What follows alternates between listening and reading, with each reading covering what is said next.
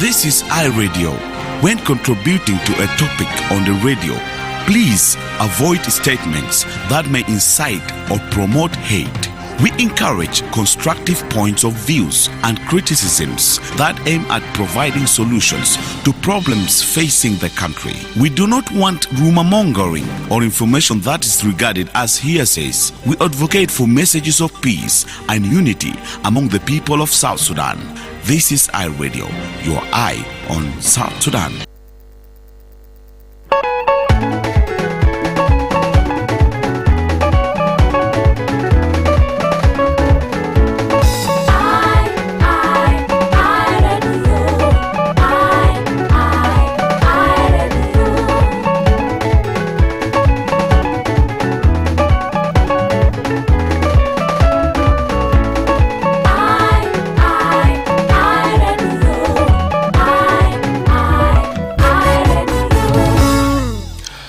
Hello and welcome once again, and this is the second hour of the dawn this morning, and we shall be continuing with the program up to 8 this morning. My name is Michael Atid, the host of the show, and as I promised you earlier that this time we are going to talk about women in media, and we are very glad this morning to have beautiful women here. They have shined the studio so far. Who have been, working in the media for so long, and they are going to share a lot of experience that they have gone through. I'm glad to have Veronica Lucy Gordon. She's a chair lady of Association of Media Women in South Sudan, and also we have Aya Irene, Director of the Media Association, Director of Association for Media in South Sudan, AMDIS. And also we have Leila Osman Khamis, News Editor and Reporter and Documentary Producer in SSBC. Ladies, you're welcome to the door. Thank you. Thank you very much. Since the three of you already went through the similar issue, winning an award, different awards altogether. I will just start maybe from my right. Maybe give us a little bit about the profile of yourself, and then we also go through what award you have won so far. Irene? Thank you so much. My name is Aya Irene Lokang. I am the Director of the Association for Media Development in South Sudan, and that is AMDIS. I work in other positions within AMDIS. I joined as a media development officer, which my role was to lead the communication department of AMDIS, where I spearheaded communications with external and internal audience. By internal audience, I mean the board of directors of AMDIS. First of all, AMDIS is an umbrella of media houses in South Sudan. It is a member base. Currently, we have 27 members, which come from radio stations, newspapers, online media association, which include Association for Media Women in South Sudan, and National Editors Forum. So these members come together within AMDIS, and their role is to advocate for freedom of expression, access to information, and safety of journalists. They also conduct training. The training are cross-cutting. First of all, we have the Media Development Institute, which train journalists, and it has a well-structured training curriculum. Right. And the training it lasts for 1 year. It has 2 semesters. Within the 1 year, there are 2 semesters, and then there is a internship program where we deploy students to various media houses to undergo industrial training. Some people call it internship training. Internship training. Yeah, so the training is meant for aspiring journalists, those who want to become journalists or those who aspire to become journalists and they were never journalists before, but they want to study journalism. But also we also train those who are already working as journalists, but they never went to any formal training in journalism. So we bring them together and train them for 1 year as a cohort, then we send them out after internship. We've been doing that since 2015. The last cohort we trained was in 2024. The whole of last year, 2025, we didn't have any cohort, and this year also we have not yet had cohort. No enrollment? No enrollment, yeah. Okay. We have issues of funding and also issues with registration. So for now, the training is on hold. But nevertheless, we also have other training, tailor-made training, like short-term training, tailored to address issues that are at hand. We do this training outreach. In terms of outreach training, we go to different states of South Sudan. The last one we did was in Eastern Equatoria in Nimule Payam. Okay. We conducted that the last 2 weeks. We also plan to go to other states. So this training are meant to address short-term training needs, depending on the needs of journalists on the ground. What kind of training do they need? But we also have training in Juba. Apart from the Media Development Institute, we also have short-term training depending on the area. For example, we do also conduct training on election reporting and court reporting. We know election is planned to take place at the end of this year, so journalists need training around that area. Okay. So this is basically what we do at AMDIS. At AMDIS, okay. Yes, yes. We shall come to the other details as well, and also to follow up on the other two guests in the studio. Let's just go for a short break, and we shall come back. Attention, attention, community. Malaria is dangerous, malaria kills, but malaria can be prevented. The Ministry of Health, UNICEF, and partners are bringing long-lasting treated mosquito nets to your homes through a door-to-door distribution campaign. These nets are for your protection. Remember, long-lasting mosquito nets are not for sale. They are free and clearly marked. Too many families receive mosquito nets but do not use them every night. Sleeping under a mosquito net every night protects children, pregnant mothers, and their unborn babies and parents from malaria. To keep your net effective, tie it up or fold it during the day, keeping your home tidy and your net in good condition so that it protects you for many years. Remember, do not wash your new net before sleeping under it. First hang it in the shade inside your house for at least 2 to 3 hours to air out the chemical. Wash your net only when it is dirty, not more than 3 times a year. And always dry nets away from direct sunlight, bushes, and fences. If you see anyone using the nets for fishing, farming, or selling, report immediately to your local leaders or health workers, or call the toll-free number 6666. Protect your family, protect your children. Every night, sleep under a mosquito net. Clear bushes and remove stagnant water around your home where mosquitoes breed. Take your children for malaria vaccination as advised by health workers to strengthen their protection. Together, we can stop malaria.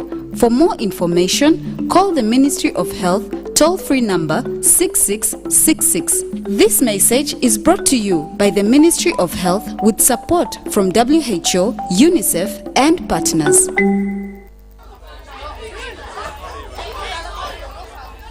Kidore, Madarokel, Kubila dan Bonko Quinoy.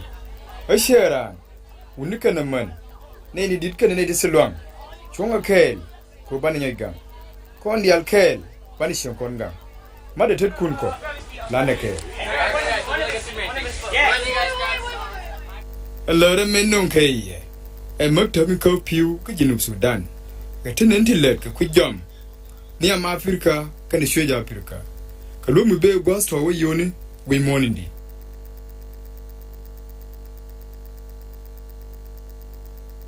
Good morning, it's iRadio. Welcome back again, and we are continuing here with women in media, and with us in the studio, Irene. She actually told us a little bit about what she does at AMDIS and about the profile of her the institution. We now move to Leila, a reporter and a documentary reporter also at SSBC. Tell us a little bit about your profile. What do you do? How is the work at SSBC? Thank you so much, Michael. I'm actually Leila Osman Kamis.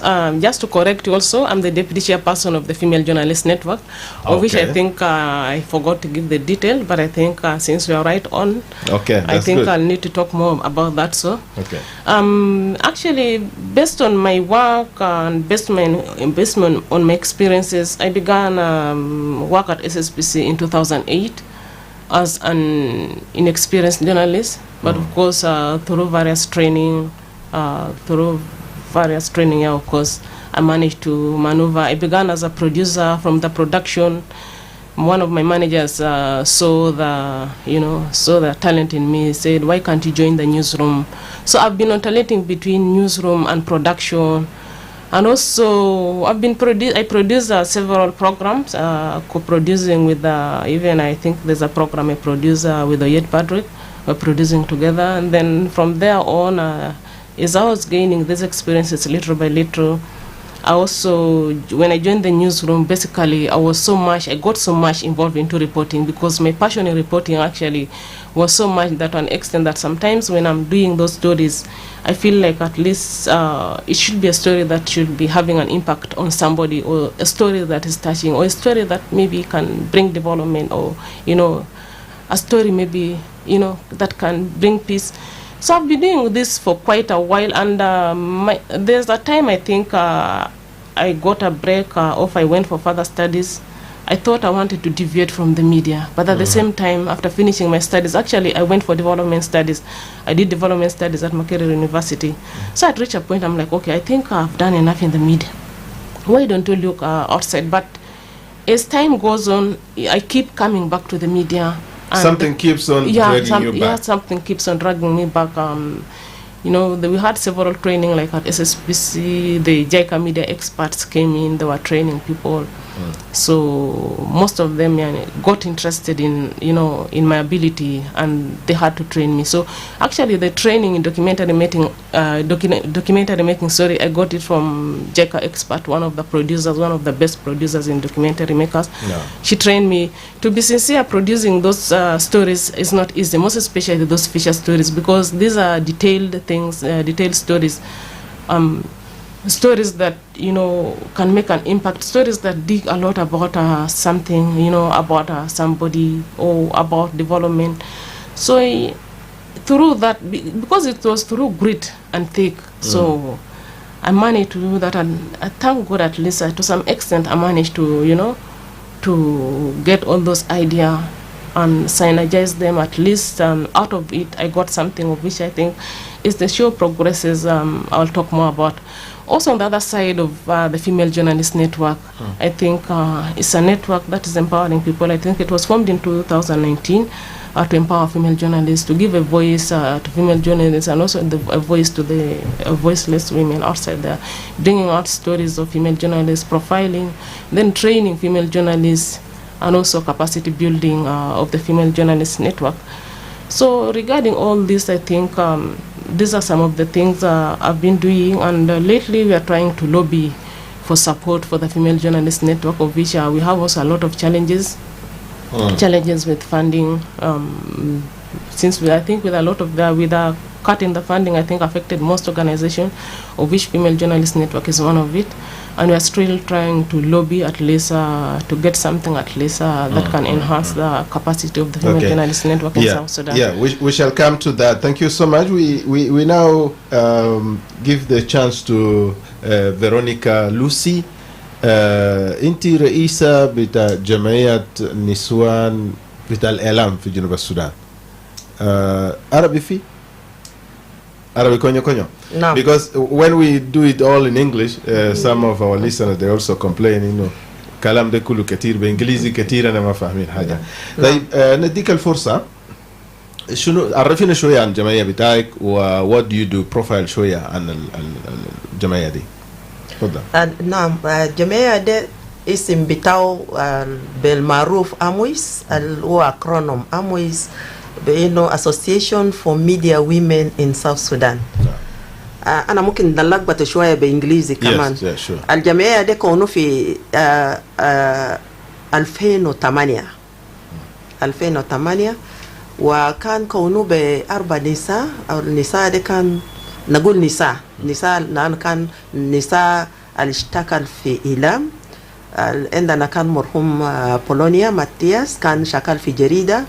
وعندنا إستر ليبراتو باغراساس الحسك بيجا في جاماجوبا one of the tutors كان اشتغل ب Sudan Council of Churches وانا كان اشتغل في Sudan National Broadcasting Corporation وكان في الأخوة الثانية الأخرى كمان عندنا كان 4. إن فكرنا بأنه لازم نكون الجمعية الأمويس لأنه في 4 دولة كان مشينا في exposure site أن لقينا بأنه البلاد دي كان عندهم نفس الجمعية في بلد بتاعهم. الواحد منهم يا في إثيوبيا كان عنده Ethiopia Media Women Association. Ina ligo UMWA في Uganda Media Women Association. Ina ligo AMWIC في Kenya. Ina ligo TAMWA في Tanzania. Yani wakati kan junub biga ligo salam bitao amale na exposure ina mashana fi dawla de kuru na shufna wa experience bitanaze fa ina fakarna bino kana jafi junub Sudan lazim kena kaunu association tana ta media women fi junub Sudan wode kan fikra alja fa alfikra tana de kan yani wa tala tamam wa ina tala besihada wa ina bada limu adad bitanisa kan fi junub أسان بجوينينك لكن إنه بدري أفكار إنت بيشتغل كcivil society في جنوب السودان ويشتغل برا من associations تانين ده وكان ما فكرة كويس للناس تنا يعني بعد ما إنا كون UJOS Union of Journalists South Sudan أنا break away as the Association for Media Women كان إنا كان ما في أفكار سوا marujal في media ومن يفتكر بينه حاجة نقامل ده كان ما كويس لأنه كان في executive board لكن to exist before them مش؟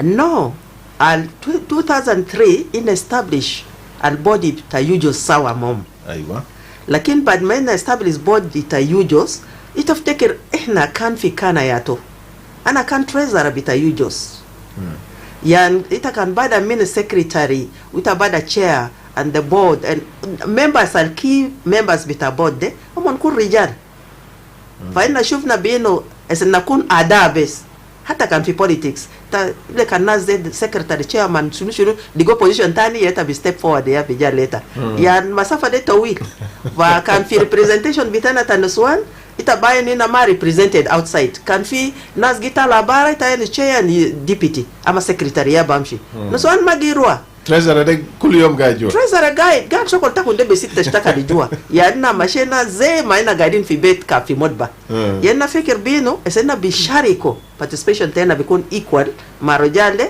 لازم نندو منظمة تاعنا إذا كده أنا وكيكونوا association for media women إنا بيجا end opportunities إنا بيجا end fundings إنا بيجا exports ففاست organizational can be funded إنا كان UNIFEM replaced by UN Women. Omon bada finance munazama tanna de ladi ma nasi munazama taninde hata nasi UNESCO ya tuja dakal fogo.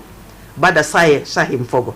Wena kan shakarin talata munazama ma bad fi 2003 kan واحد منهم ياكي دين طبعا يا أساس أمويس أو عندنا يوجوس وجاء فوقه أمديس والأمديس كان جي أوبريت من نيروبي لكن أخيرا جاء جيني في جنوب السودان فتلاتة منظمة دي كان جي أوبريت مع بعض حتى إن الشغل تنا كان تمام لكن ما كويس بس سنة بيستمر زي ده إنا كمان فكر بينه المفروض إنا بيكون عنده برانشز تانيين كتير إذا المشاركة تنا تكون واسعة فده حاجات السبب الكتو إنا establish وكنا establish إنا سايدو نسوان لأن في رول موديلز already في بنات ورجال إنا سايدو مونسن بجوينينا لكن في ريزيستنس قال حاجات بتاع نسوان دي ما بانفع نسوان دي بكاربو راس ناس نسوان دي كده حتى إنا لقينا بينو بنات إسن اسم بتاع association دي association for media women بنات تانين بدا بول بارا في زمن داك عشان هم لسه ما women قالوا من ما women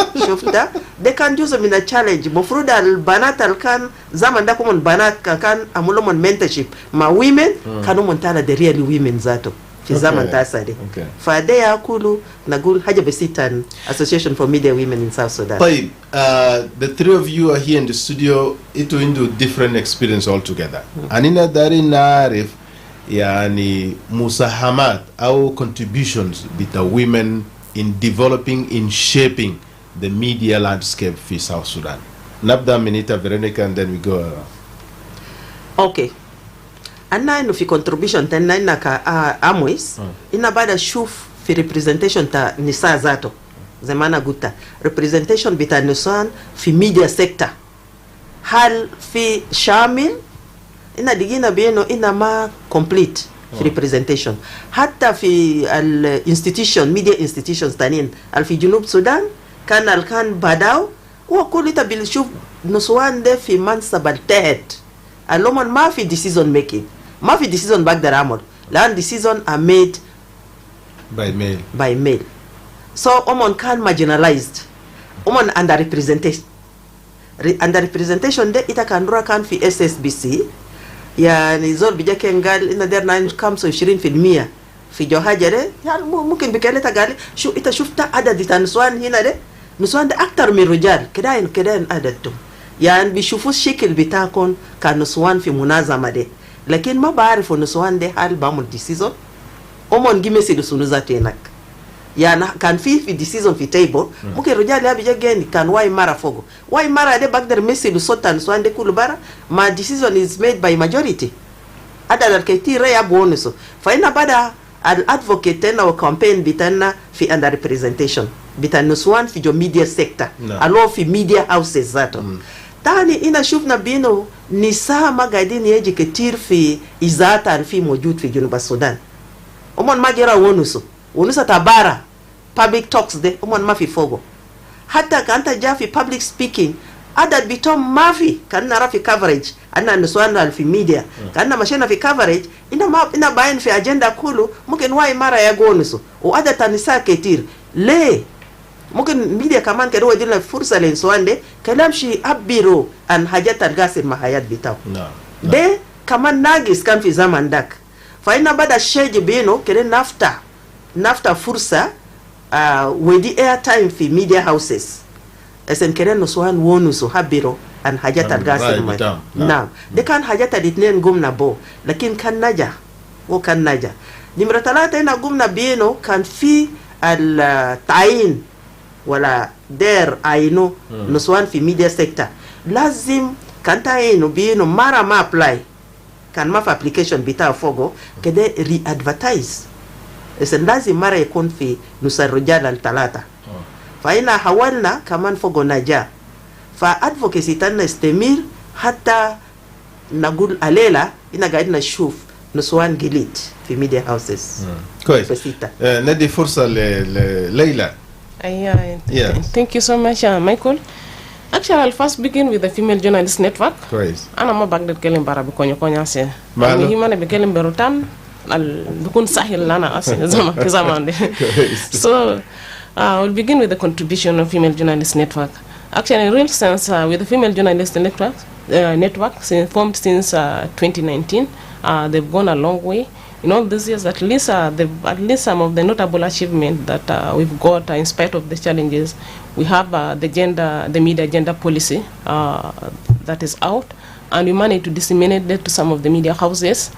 And also, we are looking for the positive action of the media houses on the adaptability.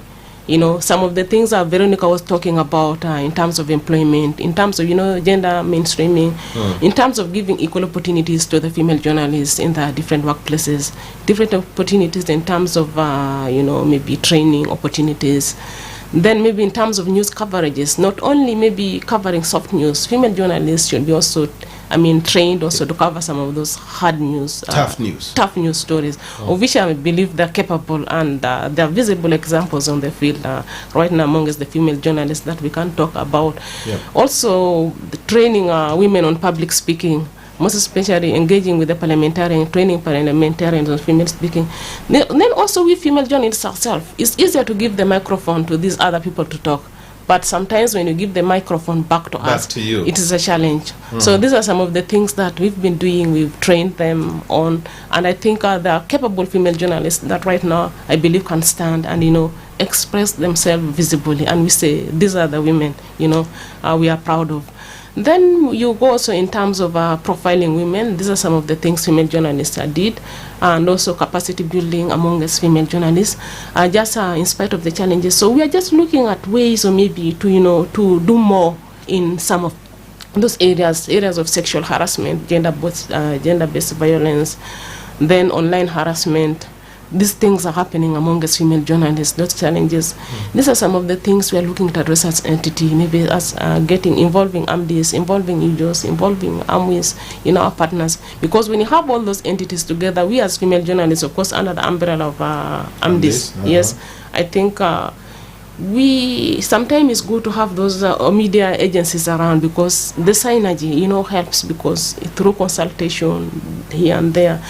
So, and then when I come personally, maybe to my own self as Leila, as a documentary producer, as a news reporter, most especially I like doing feature stories, because when I do it, I feel the impact. Because when I go to the grassroots, or where these women are really facing the issues, when I see what they're going through, I empathize, because I try to reflect on my own self. I say, if they're going through this, maybe once in a time I also went through some of those difficult situations. Maybe the only thing I can do to them, maybe give a voice to them, so that maybe in one way or the other, if the story is out, maybe somebody can reach out. Maybe through the hardship they're going, they can get inspired through educating the children, like the stories I did about stone breaking. These women are breaking stones, selling stones to educate the children. Sometimes there are no market, and you can really wonder, and they're doing it without, they don't have kind of a circle. So when I try and reaching out to some of the development partners and the policy makers, some of them, say they actually had little knowledge about what these women are going through. So when you look at some of those stories, when we don't bring them out, which means nobody knows what is going down, exactly, right. What is going down on ground. Then there's some stories, maybe documentaries I did, like the rise of baseball, because it's a unique sport, I think, at the moment in South Sudan. Not many people know about baseball. The first time I did it, it was, by the doing documentary, something very, very, very, very difficult, but at the same time it's enjoying. When you, of course, as you get along in the process, you get to, to love it. But sometimes it is tedious. It takes a lot of sacrifices, because a sport like baseball is something that has not been common in South Sudan. And the way they play, the rules, the what, it was something that I was capturing. I had to go in depth, do a lot of depth research about when you score, how they score, of course, how it is counted. It's a little bit funny. And to make it indeed documentary is something funny. Yes. So when I did it, thankfully it made an impact. Of course, it was one of the award-winning stories. Then there also the struggle for self-reliance. That is a documentary about internally displaced people in actually IDP camp that is around Gumbo. You see, when you go to the field, you see what those people are going through. the challenges they're going through. Then they also have, amidst those challenges, they also gain resilience, because you can see in them some success stories. Yeah, because within the camp, they are good enough, they've been availed opportunities like technical trainings. Yeah. So through those technical training, most of those women, maneuvered, and some of them formed businesses. Some of them, you can't believe, even are getting, salaries more than civil servant. If somebody is doing a business in an IDP camp and who is an IDP getting 50 or 70,000 a week, isn't it's it better than any civil servant who goes to the office every day. Yeah. So they've been trained through making making cakes, making those little things. Some are doing tailoring. Some are having have managed actually to buy a plot. So when you reflect on those success stories, then also reflect on the challenges, it kind of it's an impact, actually. Of course. So when you bring such stories out, so with those, there are people suffering. If they reflect, which means sometimes it takes a lot to to come out of something. Okay. Good. Thank you so much, Irene. You said you started with AMDIS as a communication officer, and but today, after a few years, we are seeing Irene in charge of AMDIS. That is a development. It's a progress. Yeah. So. Yeah, it is. I started as a communication officer, and then later I became the principal. I headed the training wing of AMDIS. MDI? And yes, MDI. And then lastly, director. Of course, this is the last position. After that, I may go out there and also vie for other opportunities. Personally, I will start with my personal contribution. As I was working for AMDIS, of course, AMDIS was flexible. AMDIS had its own mandate, which is to train journalists and advocate for freedom of expression and safety of journalists' access to information. But then, as a woman, I looked at the media sector by that time. I joined AMDIS in 2013, where I only found Veronica Lucy as a board member of AMDIS, and she was the deputy chair of AMDIS. But then within AMDIS itself, there were no women apart from me and Veronica. I was at the secretariat, and Veronica was at the board, and then we had a cleaner, of course. So I can say we were three. Yeah, so as I was working for AMDIS to, develop its communications and advocacy strategies, I also thought of doing other things to support women. And so I started, I am a trainer, by profession also. I started conducting training for journalists. Within AMDIS, of course, they were training. But also in 2017, I kind of applied to Journalists for Human Rights to get a consultancy position to train journalists on gender-sensitive reporting. And I was given, of course, the opportunity.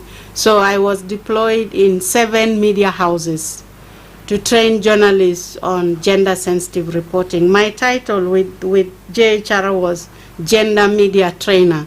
So basically my role was to train journalists on gender-related.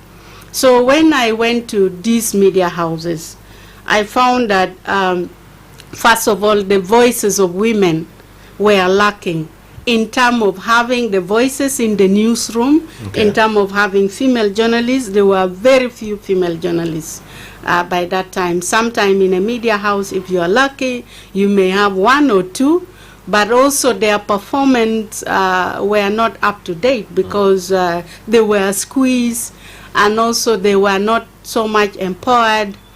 And journalists themselves in general face challenge during that time in terms of covering women. Like if a journalist want to interview women for that reason, sometimes women turn down on opportunity to be interviewed, either because of fear, because they did not have public speaking skills, or maybe some or norms. just media literacy, or just some norms that, you know, the tradition that women are not supposed to speak on, you know, key issues. So many times journalists would go to the field and come without women voices. So it became even difficult for the training, because journalists may be willing to cover women, but women are not willing to speak to journalists. So I started bringing also recommendation to JHR. What can we do? Because we are training journalists to interview women and get good stories out of women, but they are not willing to speak. So JHR was also flexible in terms of organizing event for women. We had women media literacy training for women, which allow women to interact with journalists and get to know what journalists want from them. And when we had the first interaction, we found women spoke out, actually. They said they were fearing journalists because sometimes when you get to talk to the media and then the following day you find negative stories, yes, or even they had challenge whereby, you know, some tradition or cultural practice, before a woman speak out, she need permission even from the husband. Yes, so we didn't know all this, that, you know, a woman need to ask permission. There was one article that was written about a woman gave an opinion about land. You know, she faced a lot of challenges because land, issues to do with land was looked at as issues of men. Why would a woman give a comment on land issues? Those are big issues that are for men. Men are the ones to talk about land. Yeah, so we started raising awareness among women about the importance of them speaking to the media. And not only because during that time also women used to complain that the media only cover them when they are victims, maybe of gender-based violence, sexual harassment, victims of war. But the media do not feature them as expert in their own areas. Like me as a director, the media may not interview me as a director of AMDIS, but they may wait to talk to me about things that are affecting women, for example, yeah. So we also said, yeah, it is true, media has to diversify and also bring positive stories about women, women aspiration, women participation in politics, in economy, in education, in all other sectors. But then we also had to gather women expert in those areas. Because when a journalist, for example, want a political analyst to give, maybe there is a new political development in the country, and journalists are looking out to interview people, where can we get these women who are political analysts? So we also started, you know, gathering those contacts of women who are political analysts, economic analysts, lawyers. Social, yes. So we form a WhatsApp group, and we said, now if you want to get, you know, opinion from these women, they are in a WhatsApp group. We can just get that contact or add. Actually, we have brought female journalists together with women leaders from different organization. So when a journalist just want an opinion about, you know, political, and you just go to WhatsApp group and get a political analyst. And that my role there also with JHR also led to the formation of the Female Journalist Network. By the way, I am one of the founding members of the Female Journalist Network. And Leila is now they have succeeded us now. Okay. Because I was the first chairperson, and then I retired. Then we elected new leaders. Leadership. So when now the challenges we got, I got through the training in the media houses on gender-sensitive reporting, made me to come up with a lot of recommendations, and then we shared among the senior women journalists, and that made us to form Female Journalist Network, because we realized that mass as journalists needs to interview women, but women also need to be empowered. Women leaders need to be trained on public speaking. We need to interact among ourselves and build that trust between women leaders and female journalists. So we formed, and thereafter we started profiling women leaders. Okay. And I think in 2021, the Female Journalist Network won an award given by the Ministry of Gender and the Office of the Vice President of Gender Cluster. So for profiling women became so happy, because the profile only look at positive stories of women. We identify a woman leader and we profile them. Just stories that have been, that have come out, that many people were not aware that a woman can do that. That changes a lot of... And that has changes a lot, Okay. Sure. Thank you so much. And I understand مستمعين الكرام معلش احنا حنمشي يمكن الحلقة دي طويلة شوية عشان معنا 3 زملاء وزميلات في الداخل الاستوديو هنا، وده احنا ناس اعلام وكلام بتاعنا كتير ويمكن في حاجات كتير احنا نتكلم فوقه. الإدارة سمحت لنا إنه يمكن إحنا حنمشي بالحلقة دي لغاية الساعة 8:30 في هذا الصباح. الساعة 8 بعد شوية حيكون عندنا نشرة الأخبار باللغة العربية، وبعد الأخبار هنا حنيجي نتواصل. فإن شاء الله بعد الأخبار ياهو أنا حفتح خط بتاع التليفونات عشان نسمع كمان رياكشن من المستمعين بتاعنا برا هناك. لكن maybe within few minutes فضلوا له عايزين نتكلم شوية عن الأوردز each one of you got. يعني أنا ممكن ندي فرصة أول حاجة لفيرونيكا. كلمينا عن الأوردز اللي لقيته. يمكن الزمن بتاعه كان 200 وده كان من ياتو الجهة. And why was you chosen to be awarded? تفضل. اوكي شكرا. طبعا الأواد أنا لقيته كان في 2024 الأواد النمرة 1 اللي هو African Women Awards. كان ودي لنا في إثيوبيا في أديس أبابا. والأواد ده كنت شفتها قاعدين ودي قريب مع celebration تا activism days around November كده. November دايما بيجي في نوفمبر. يعني ده واحد من تاجت لومون جيتشوز مثلا بأواد نسوان في أفريقيا specific أفريقيا.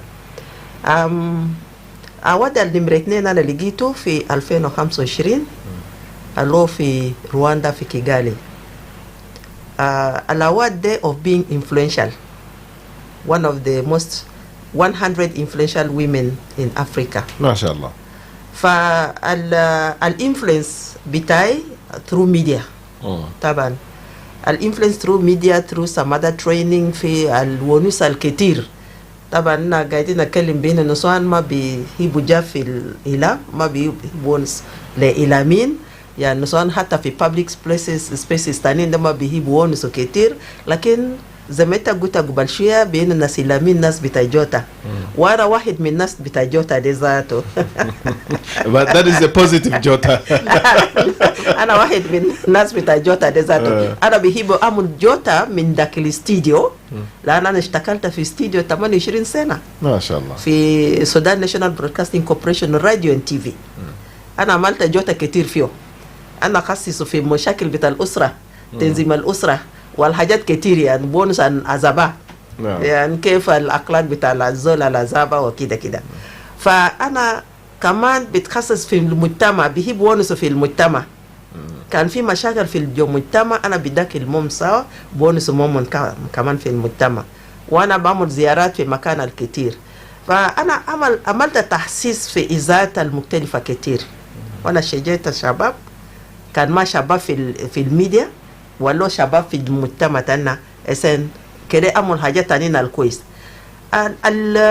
الأواد الأول في 24 جاء لقينا في اللايف ستريم أنا كان كلمت عن كيف ما دار عينه مرة يكون زي الجفنة في ليدرشيب لأنه قال مرة عنده اكسكيوز بتاعه كتير مرة دايما عنده اكسكيوز بتاعه الزمن كله وفي ولادة نسبات بتاعه أيام وكلمات كتير أنا قلت كان ده سبب طبعا مرة ده هو دبل برودكتيف يعني هو دبل برودكتيف ما بس برودكشن بتاعه ولا ديفلوبمنت في الشغل اللي هو قامل الدخلي لكن كمان هو قامل شغل تاني اللي هو ولادة عين ورا راية بتاع الأسرة بتاعه يعني مثلا أنا ولدت 5 عيال داخل الاستديو لحد ما يوم أنا بمشي في الماتينيتي لقوا أنا قايد اون اير في استديو يا سلام. فده دبل برودكشن يعني بعمل تقدم في حياة بتاع الزول فأنا قلت كان إنت داير تعينه مرة يكون جفنة ولا رئيس سنة كان يكون بيت صخير ما في مشكلة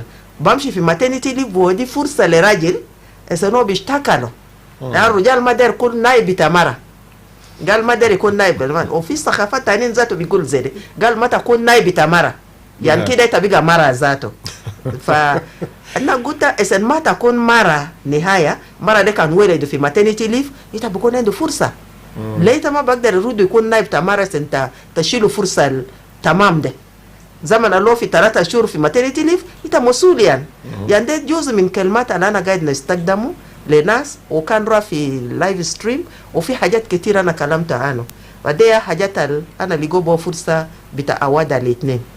اوكي ثانك يو فيري ماتش فيرونيكا شكرا لك كثير من اجل المساهمه بتاعك ومن هنا يمكن نيابة عن جمهور احنا بنقول ألف مبروك بالأوردز وإن شاء الله ربنا يحقق لك كل الأماني ويديك طول العمر كمان في إنه تقدر تinfluence more female عشان هم يجوين الميديا sector إن شاء الله. It's time for news. We shall stop it here and we go for news. After the news we shall be also bringing the same guests in the studio and we shall continue. The administration has allowed us to continue up to 8:30 inshallah this morning. After the news we shall come and hear your stories, Irene and Leila. Stay tuned.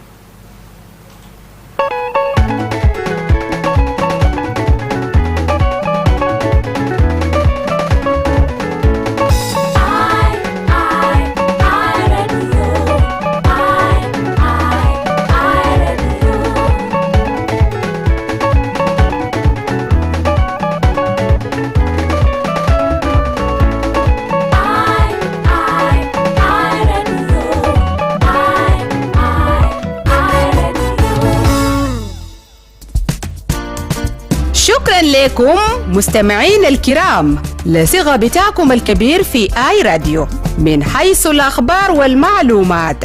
صغة بتاعك في آي راديو ذات من صغة الصحفيين عشان يلتزموا بنشر أخبار وبرامج الموزونة ذات مصداقية للإعلام والتصغيف والترفيه.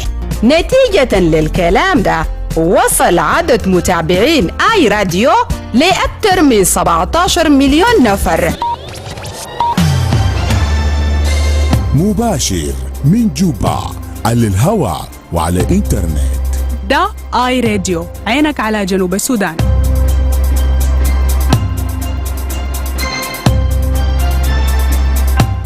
صباح الخير عليكم وأهلا ومرحبا بكم. ده نشرة الأخبار الصباحية من آي راديو لكن نبدأ بأهم العناوين.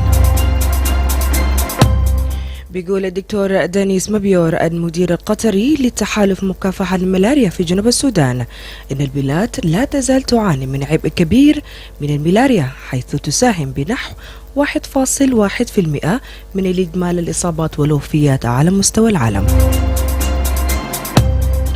ويعرب سكان مدينة واو عن قلقهم إزاء ارتفاع أسعار الموية مؤكدين إن هذه الزيادات بتشكل ضغط على الأسر. دعت الحكومة السنغالية إلى إجراء تحقيق دولي مستقل في شبهات الفساد داخل الاتحاد الأفريقي لكرة القدم وذلك بعد سحب اللقب كأس الأمم الأفريقية 2025 من السنغال ومنحه للمغرب. ده كان عناوين الأخبار والآن إلى تفاصيل النشرة بقدم لكم ديكو دي أنجو. بيقول المدير القطري لتحالف مكافحة الملاريا من أن جنوب السودان لا تزال تواجه عبئا ثقيلا من الملاريا، حيث بتساهم بنحو 1.1% من حالات الإصابة والوفيات على مستوى العالم. بيوضح الدكتور دانيس مبيور إن الملاريا بتمثل أكثر من 64% من أمراض في البلاد، مع انتقال العدوى على مدار السنة. وبيشير الدكتور مبيور إلى تسجيل أكثر من 280 مليون حالة إصابة بالملاريا وأكثر من 610 ألف حالة وفاة على مستوى العالم، مما يبرز خطورة المرض. ويضيف أن تحالف مكافحة الملاريا بالتعاون مع وزارة الصحة يدعم التدخلات بما في ذلك توزيع 9.5 مليون ناموسية في جميع أنحاء البلاد، وحث المجتمع على استخدامها، كما يشجع الناس على إجراء الفحص الدائم قبل تناول أدوية الملاريا والتماس العلاج المبكر. وما ذلك بيشير إلى تحديات مثل نقص التمويل وانعدام الأمن والنزوح ونقص الأدوية. ويدعو الدكتور مبيور إلى بذل جهود جماعية لحد من الوفيات المرتبطة بالملاريا في جنوب السودان. وفي مدينة واو بيعرب سكانه الوقوع غرب بحر غزال عن قلقه إزاء ارتفاع أسعار الموية، مؤكدين إن حاز الزيادات بتشكل ضغط على الأسر. بيقولوا إن سعر الجردلين من الموية بيبلغ إلى الآن 3000 جنيه جنوب سوداني، بينما بيبلغ سعر الجرل الواحد ب20 لتر ل1500 جنيه جنوب سوداني. وبيضيفوا إن هذا الأمر بشكل صعوبة بالغ، خاصة لكبار السن اللي بيعيشوا بمفردهم، وكذلك الأسر ذات الدخل المحدود. كما أفاد السكان بنقص الموية في بعض المناطق خلال اليومين الفاتوا، حيث حذر أولياء الأمور من تغييب الأطفال من المدارس بسبب انقطاع الموية. وبيقولوا بائعي الموية إن الأسعار ارتفعت من 4000 جنيه جنوب سوداني إلى 5000 جنيه جنوب سوداني، وحتى الآن وصل 10,000 جنيه جنوب سوداني لتعبئة بكميات أكبر، وفي حين لا تزال الأجور اليومية منخفضة. وبيطالب كل من السكان والبائعين الحكومة بالتدخل العاجل لمعالجة أزمة الإمدادات الموية في واو. انت لسه بتسمع الأخبار الصباحية من آي راديو. وفي آخر خبر محلي، في ولاية أعلى النيل قامت الحكومة بزيارة رسمية لمقاطعة ناصر بهدف تعزيز الأمن والحوكمة وتقديم الخدمات. وضمن الوفد المحافظ جاكوب دولار، وضمن الوفد الحاكم جاكوب دولار وزير الولاية وأعضاء البرلمان ومسؤولين آخرين. وفي بيان نشر على الصفحة الرسمية للمكتب المحاكم على الفيسبوك، أفاد بأن مقاطعة ناصر تشانكوات روان كان في استقبال المسؤولين إلى جانب قادة محليين وسكان.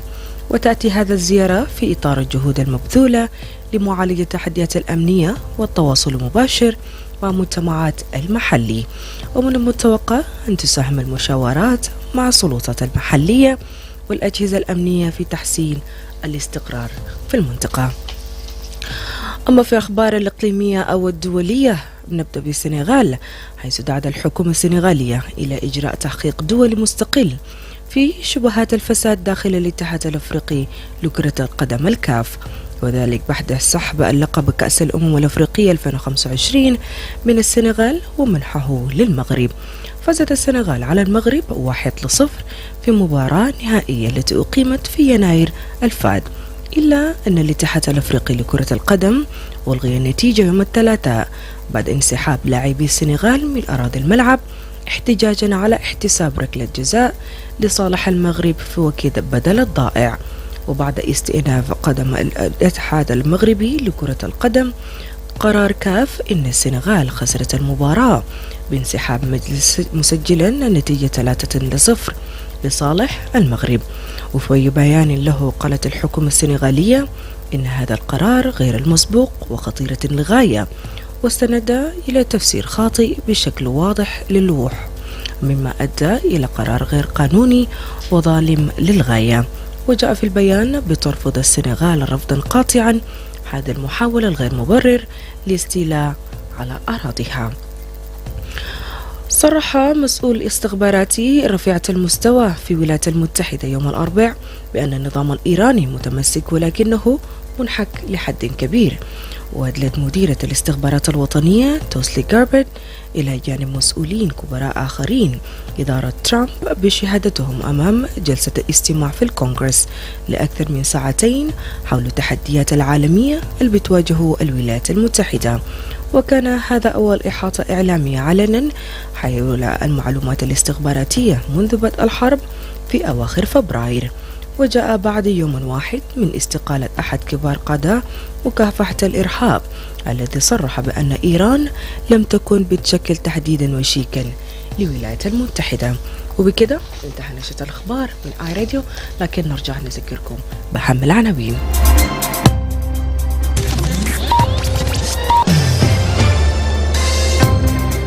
بيقول الدكتور دانيس مبيور المدير القطري لتحالف مكافحة الملاريا في جنوب السودان إن البلاد لا تزال بتعاني من عبء كبير من الملاريا، حيث بتساهم بنحو 1.1% من إجمالية الإصابات والوفيات على مستوى العالم. أعرب سكان مدينة واو عن قلقهم إزاء ارتفاع أسعار الموية، مؤكدين أن هذا الزيادات بتشكل ضغط على الأسرة. دعت الحكومة السنغالية إلى إجراء تحقيق دولي مستقل في شبهات الفساد داخل الاتحاد الأفريقي لكرة القدم، وذلك بعد سحب اللقب كأس الأمم الأفريقية 2025 من السنغال ومنحه للمغرب. نيابة عن غرفة الأخبار أن كنت معكم ديكو دي أندرو. رمضان كريم، صيام مبارك عليكم كلكم. وصلوا استماع لآي راديو عندكم على جنوب السودان.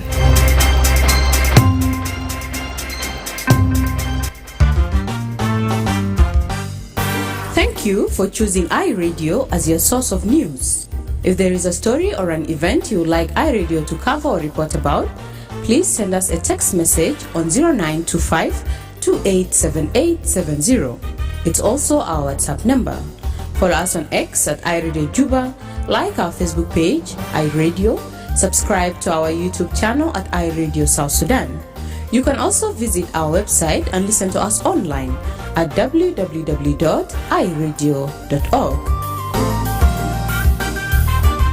iRadio, your eye on South Sudan.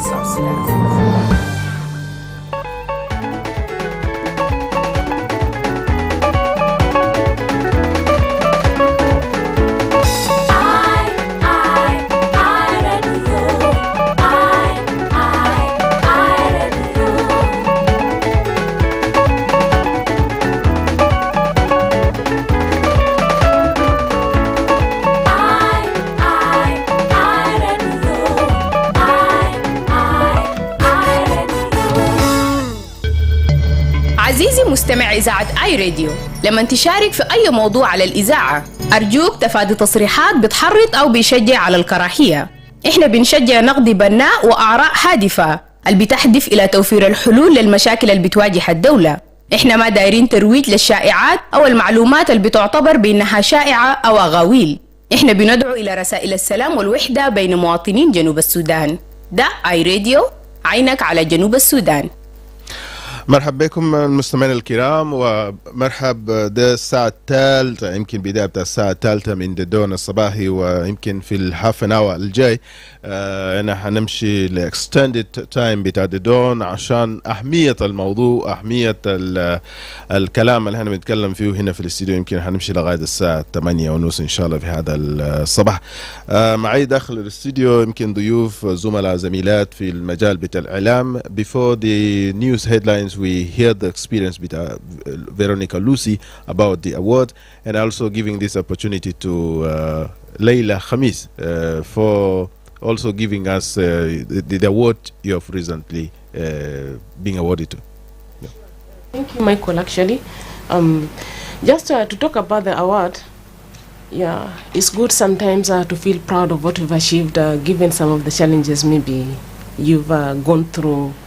Because comparing the year I began as an inexperienced journalist, I kept working hard, and all those ups and downs in between.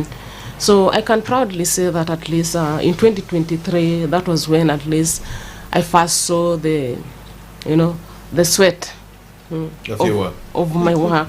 And I really said, and I actually cried, because I said, I've worked all my life very hard. I could do stories, sometimes do reports. I wonder, I'm like, are really people really noticing me?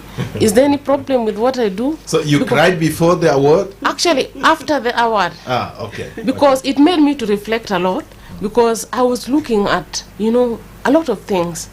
I'm like, why is it not happening this way? Why is it like that? And why is it like that?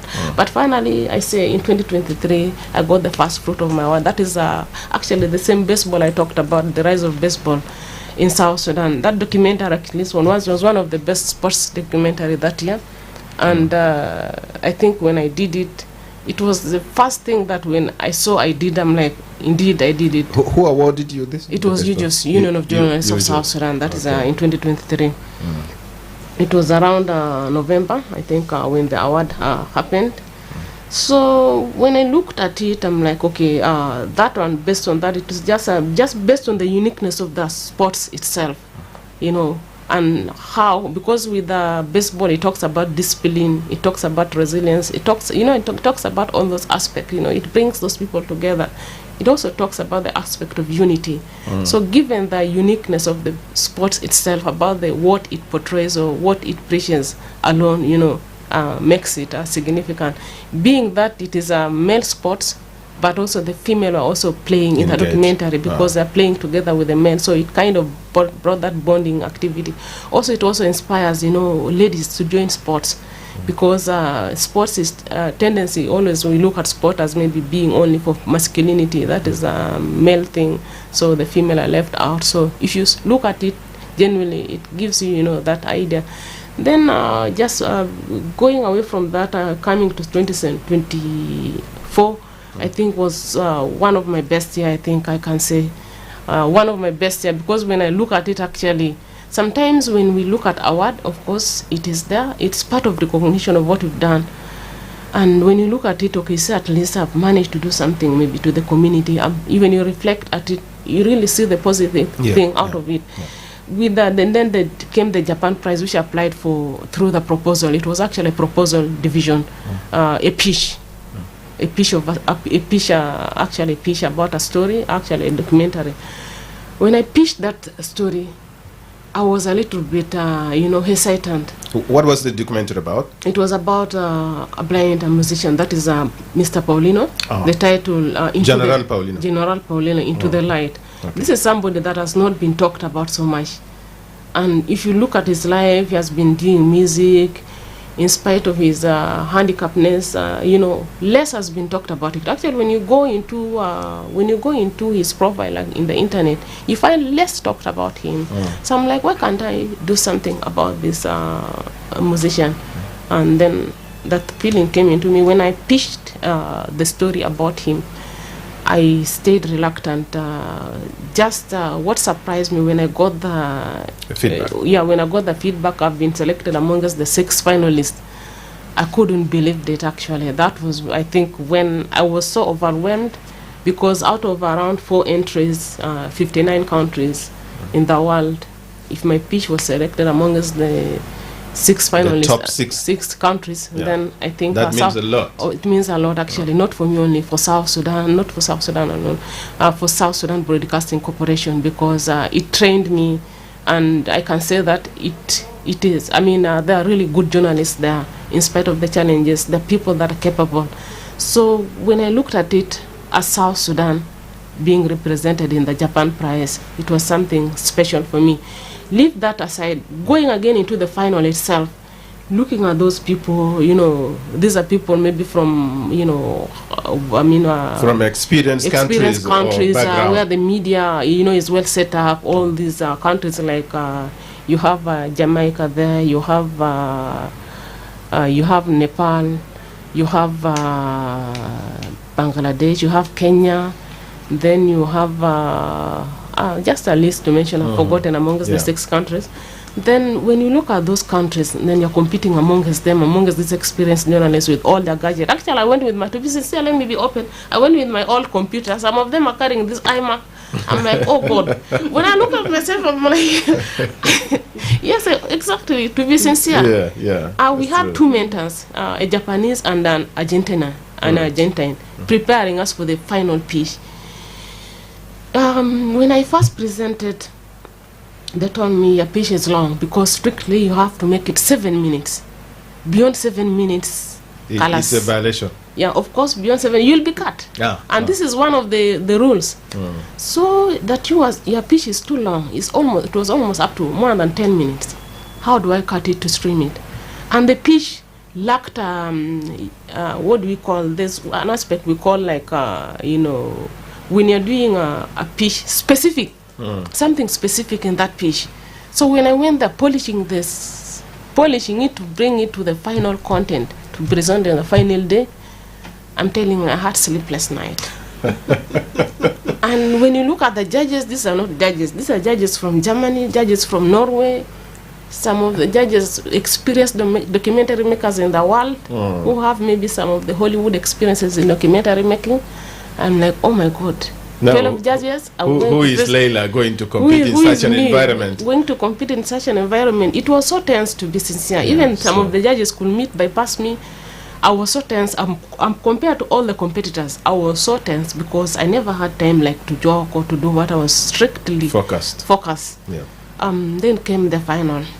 I think it was God with me.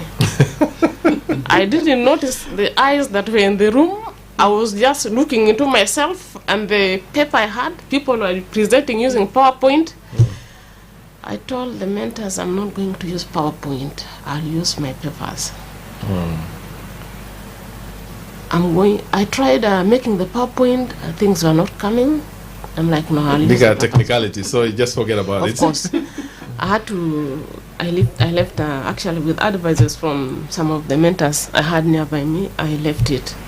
Then I went to the final day. I could not look at the audiences. I don't know whether I was looking at them, only God knows. But thankfully, after finishing, going through the questions and answer session was one of the, I don't know whether it was worst or a good experience for me at the same time. The questions, I finished actually in almost 6 minutes and a half. And then the 30 seconds are for questions and answers. Questions here, questions there, questions there. And you have to finish them exactly within that. Within the 30 seconds. Within the 30 seconds. And this is one of the, that was, the deciding thing, the question and answer sessions from the judges. But thankfully, after finishing, when I went out, I think my intensity reduced. Even some of the judges came told me, because the final thing I had was the applause. And then I'm like, I think I did it or I did not do it. I've left anyway, it in the you hands did of your part. I did my part. Of course, the most important thing was during the award ceremony. The heart was beating, boop, boop, boop, boop. The cameras were coming. Focus.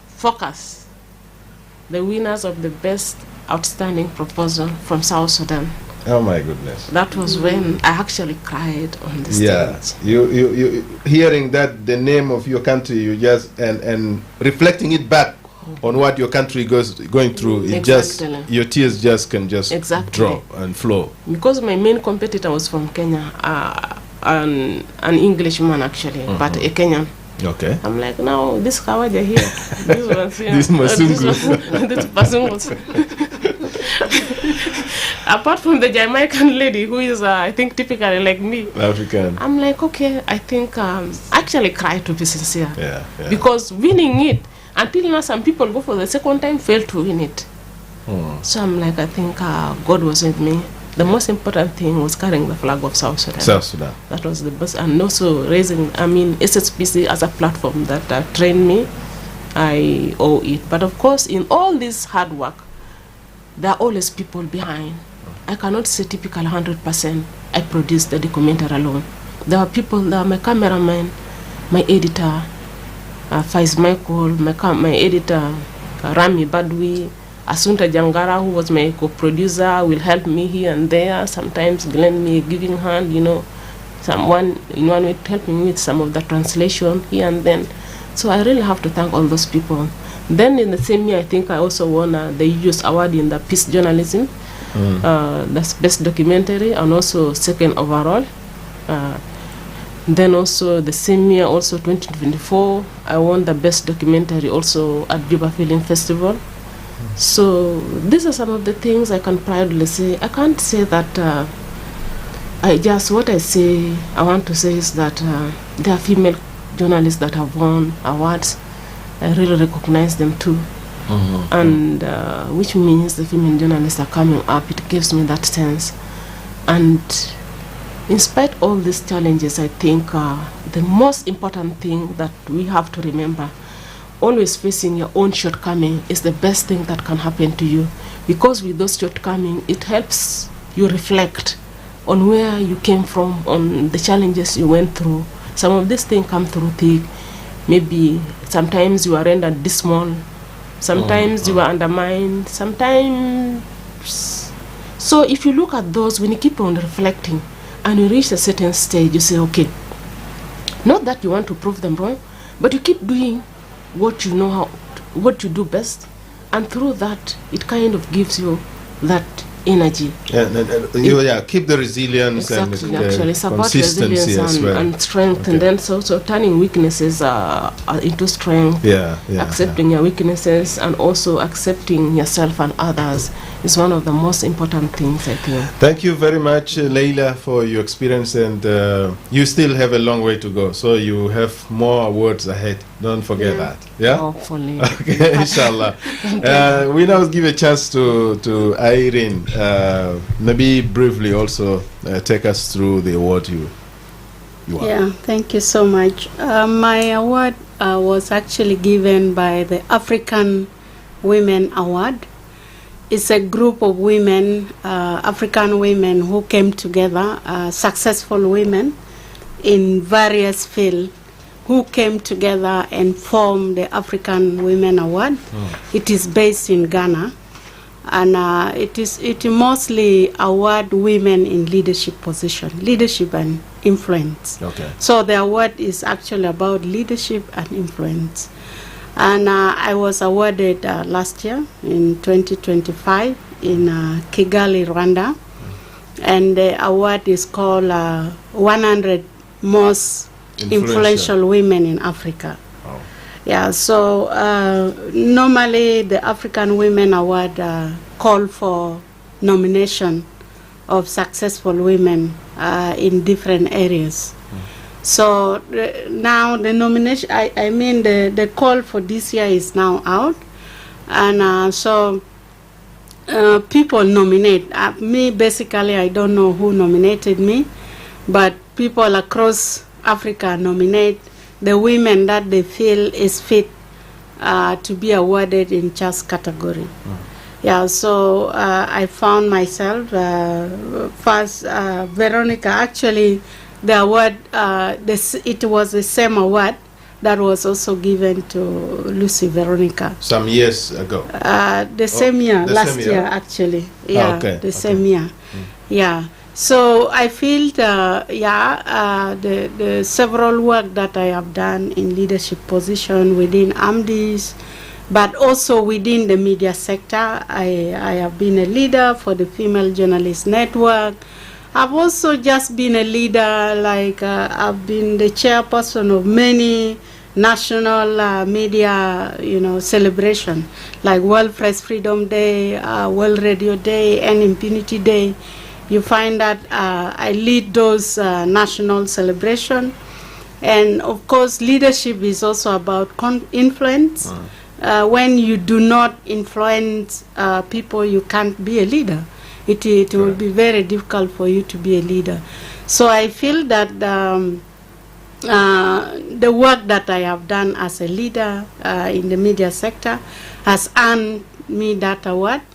And the award now makes me and Veronica to be one of an elite group called the C Achiever. Wow. So we are now among the influential women in Africa, and we have a platform where we can now be called to speak about the work that we have done to inspire women, not only All in over South Africa. Sudan, but all over Africa. Yeah, so that is basically the award that I have won. Okay, thank you so much. And I think I'm going to break my promise with our listeners because we are left only with 3 minutes to the 8:30. And my apology that we are unable to pick calls today due to the magnitude of the topic that we are discussing. But within these 2 minutes, I wanted to give you an opportunity for encouragement words as a last statement before we wind up the program. We start with you. Yeah. Yarin. My encouragement to women is that, sometimes as a woman, you think it is too much for you to do. Let's say, take for example me in the leadership position. I started as a young woman who is also married. I have children. I have also responsibility at home. But then I know that I am, I'm focused on doing something. I want to be, I have aspiration that I should achieve for the women in South Sudan and also for the media in South Sudan. So every time I go to sleep, I know that I have responsibility in the morning, the next day. So I have to plan myself. So what I want to tell young women is that when you are focused on doing something, you will make it. What you need to do is put on determination and be strong. Be strong. You will always overcome all the challenges that you face. What about if others are overcoming? What about you? We are all women, and then we can make it. But also I want to really encourage unity among women and support among women. If we support ourselves, we can go very far, because women, sometimes the kind of support another woman need is not actually money. It's just advice, it's encouragement, it's ideas that you can give to a fellow lady or a young lady. So for me now in my stage, I think I am at the stage where I'm supposed to be like an exemplary to young women. And mentor. And mentor, not compete with them, but bring them Guide up. them up. Yeah. Okay. Thank you so much, Irene. Let me give chance to Veronica. في حقيقة في أخيرا أنا بقول يعني كممثلين بتاع النساء في الإعلام، يعني هو مهم خالص نمثل الأصوات بتاعهم ونمثل الأصوات بتاع أودينس تانيين اللي ما بقدر وصل لنا في الإعلام ذاته. نعم. يعني كان مرة سمع بيده ده صوت المرة بونس في الإذاعة، ممكن بيشجعوا برضه بيجي يقول الراية بتاعه في الإذاعة للمستمع. يعني للمستمع احنا النساء مهمين خالص، وكمان المستمع مهم لنا. نجيب مع بعض أفكار بتاعنا ونقول نجيب السلام في بلدنا. تمام. ليلى. شكرا. Thank you. So in one of the most important messages that I want to share with the listeners outside there of iRadio is that one important thing I came to realize is that success is never a matter of luck. You must work for it and you must sacrifice for it, and it takes sacrifice, devotion and conviction. Sometimes society may say the things, society may say this and that about you, or will discourage you, will say that, but the most important thing you have to be responsible for your life, because at the end of it all, whatever happens to you is your personal responsibility. It's not the society, because society will say, but again, the final things come to you. When you fail, it's not the society, it is you yourself. The society will not be there. So this is one way maybe I like to encourage the young upcoming female journalists. You have to take full responsibility of yourself, which means do things that you know that will empower you.